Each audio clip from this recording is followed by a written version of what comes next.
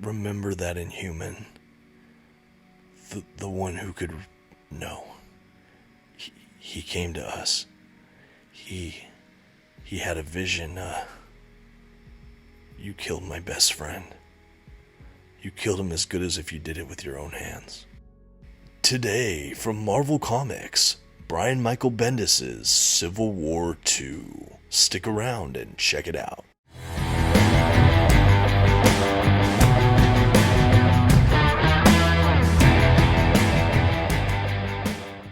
Greetings everyone, my name is Dominic and today you're tuning in to the Comic Book Report, where we review comic books and graphic novels so you can get an idea of what to read.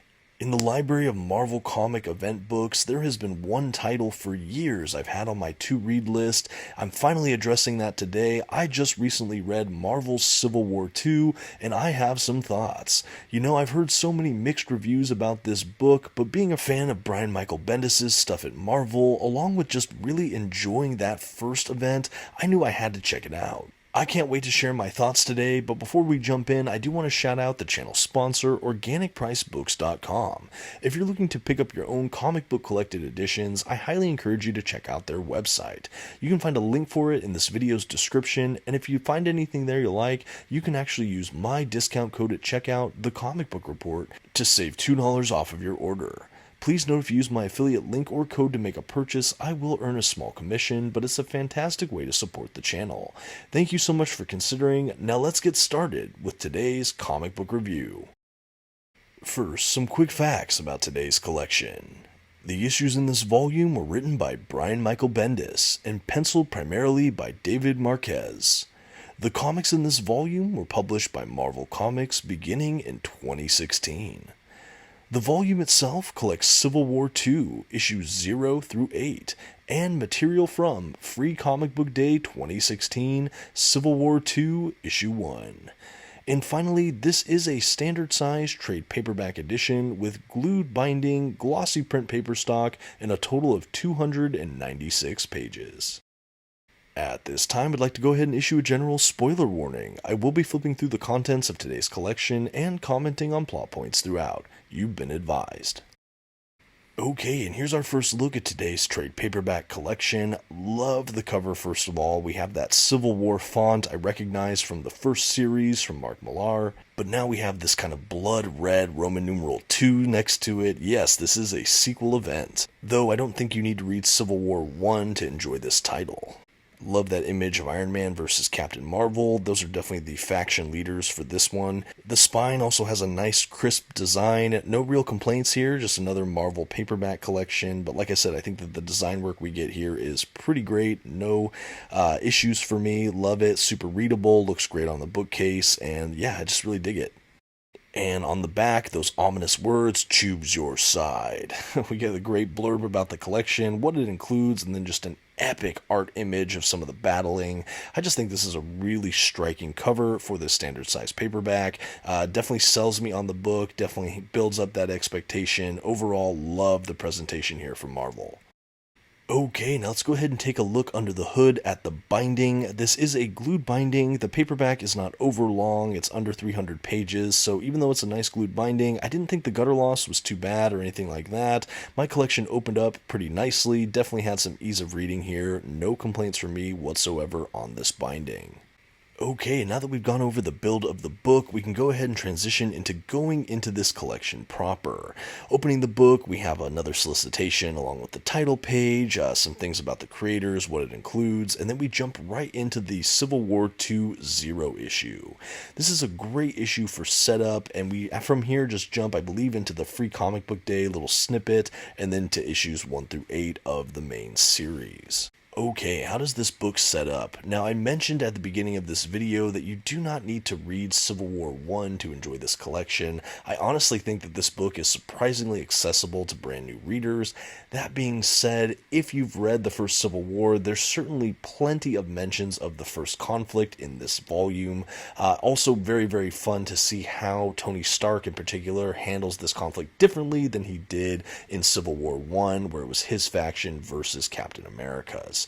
This is also a really interesting note for this collection because, like the first Civil War, this definitely had big ramifications for the rest of the Marvel Universe.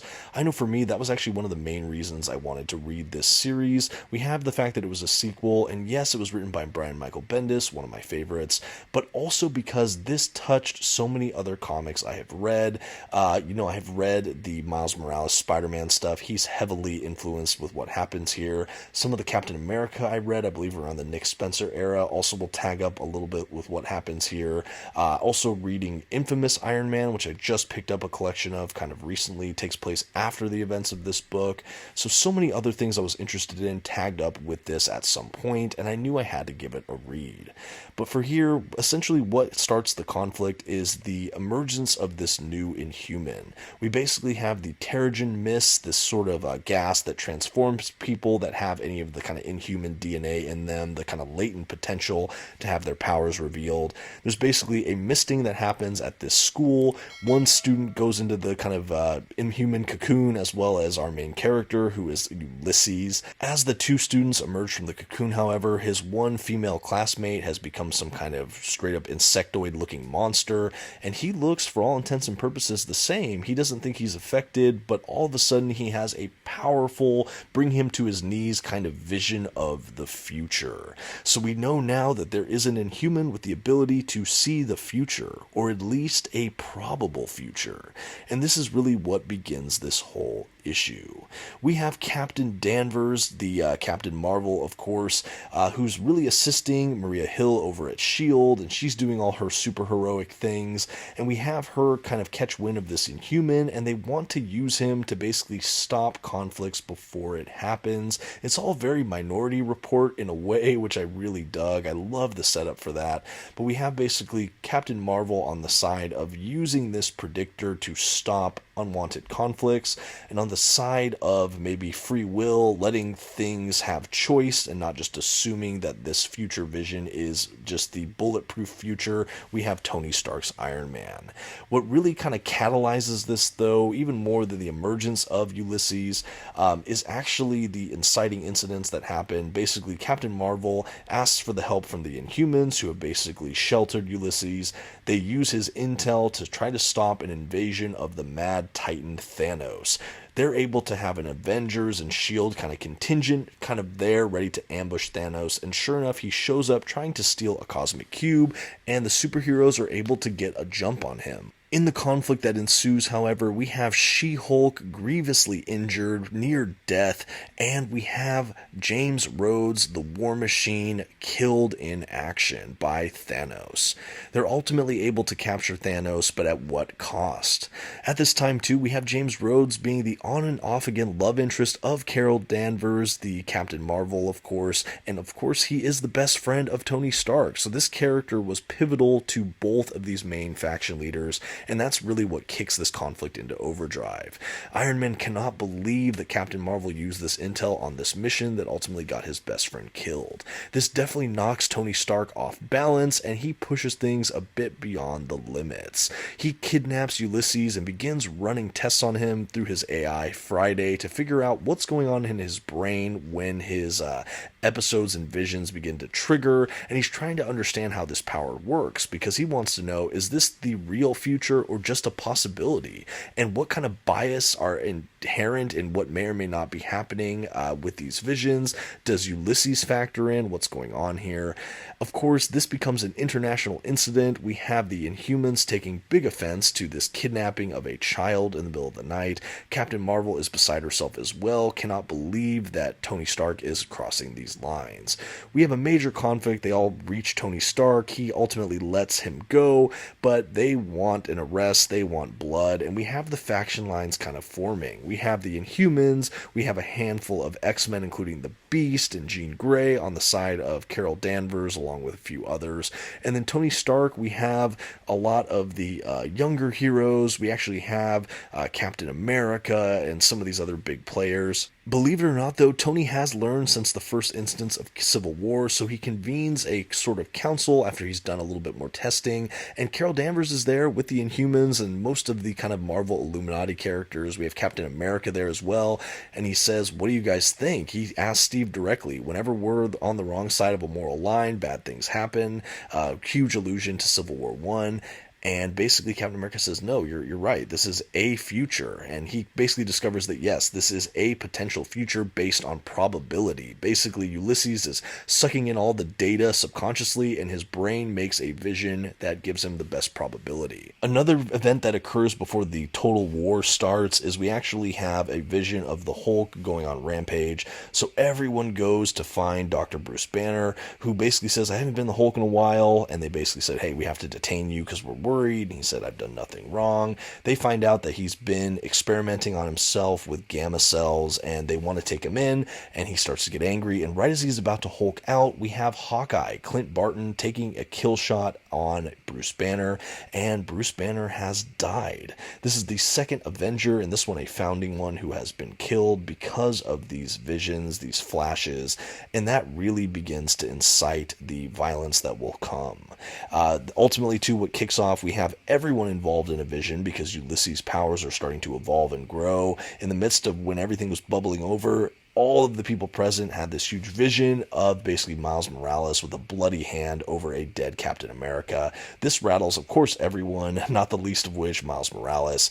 And from here, we have the factions, and they just go to war. We have a full war in front of, I think, the Lincoln Monument, and it's just basically a really gruesome, horrible battle. We also see Ulysses' powers grow beyond control. At one point, he even sees into the future, and he is with, like, Old Man Logan in this dystopian time. And we find out that the conflict really needs to stop. Captain Marvel has to stop fighting Iron Man because she's maybe directly involved in a more negative future.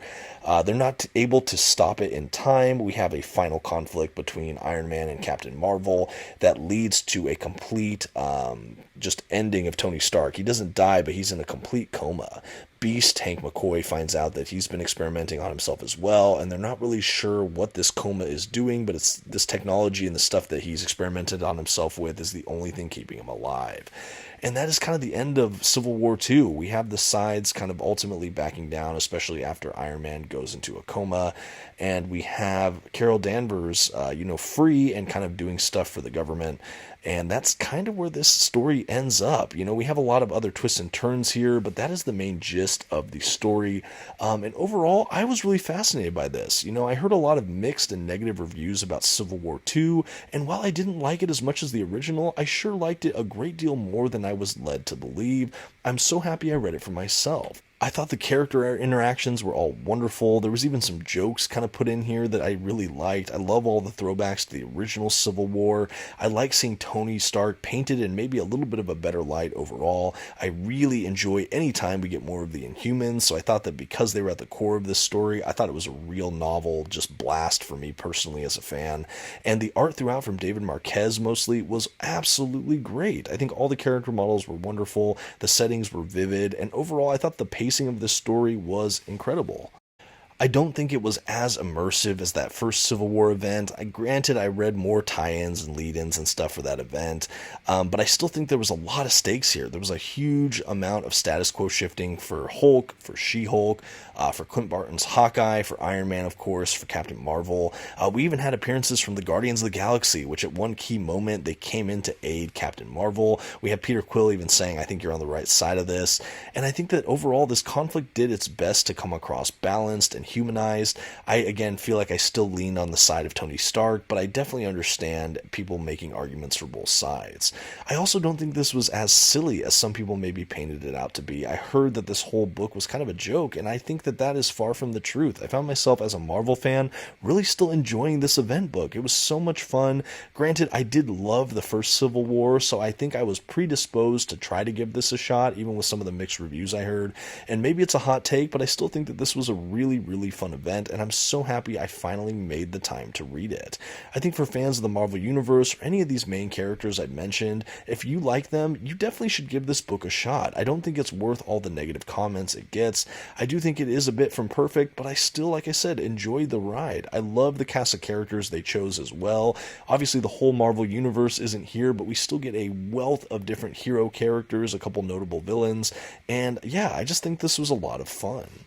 I will say I wish we got even more from the character of Ulysses, maybe not during the arc of this book, I think he was actually utilized perfectly, but in the end we have him kind of ascend to the level of cosmic force, and he kind of leaves this plane of the Marvel Universe. I would have loved to see him utilized more. Maybe they already have sometime after this that I'm unaware of. If so, let me know in the comments. But I thought he was a fun character. I think he had a lot of conflict, a lot of tragedy kind of inherent in his plotline, and just a really fun new character. At the back of the book, we have some extras. We're treated to some great variant covers, as you've seen here throughout, which honestly, for a trade paperback, you never know if you're going to get any extras, and if so, what. And I was really happy to see all the variant covers. Really a fun trade paperback collection. I had a blast with it. And that brings us to the end of Civil War II. Last page or two here. But yeah, if you've read Marvel Civil War 2, let me know what you think in the comments. I'm really curious what other people thought about this. Like I said, it may not have been the first one, but I still enjoyed it a great deal more than I thought I would based on some of the reviews I had heard. But yeah, I think all that's left for me to do now is to give it a grade. For an engaging cast of characters that included some of my Marvel favorites, even the Inhumans, there's some great artwork throughout, really great stakes, the Comic Book Report is happy to give this Marvel event, Civil War II, a B. I do think this was an above average read, and honestly an above average event from Marvel Comics. I think there are far worse out there, and honestly I enjoyed this from beginning, middle, to the end. I think the faction leaders in Iron Man and Captain Marvel made great opposing sides, and overall I was just hooked. I don't understand why this gets such negative criticism, but I for one had a great ride. I'm not saying I'm looking for a Civil War 3, but I certainly would read one. Anyway, let me know what you think of this book and maybe the first Civil War in the comments. Would love to get some good discussions going, and thank you so much for watching. This has been the Comic Book Report. Please don't forget to leave your like, your comment, and maybe check out another video on your way out. Thanks, have a good one.